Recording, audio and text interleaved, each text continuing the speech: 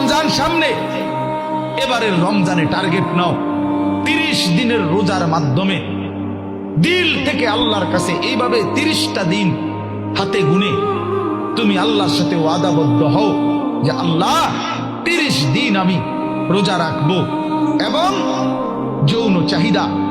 লজ্জাস্থানের চাহিদা, অশ্লীলতা, বেহায়াপনা, নর্তকী, নাচ গান, উলঙ্গ ছবি দেখা, নারীকে নিয়ে চিন্তা ভাবনা, মেয়েকে নিয়ে অশ্লীল চিন্তা ভাবনা, অবৈধ কোনো প্রেম সম্পর্ক, হারাম কোনো রিলেশন, এই সব ত্যাগ করে বন্ধু 30টা দিন মনোযোগ দিয়া রোজা রাখো, তারাবি পড়ো, ইফতার করো, সাহারি করো, তাসবিহ পড়ো, তেলাওয়াত করো, কোন আলেমে দ্বীনের সাথে উঠা বসা করো, ইমাম সাহেবের সাথে সম্পর্ক করো। ইনশাআল্লাহ দেখবা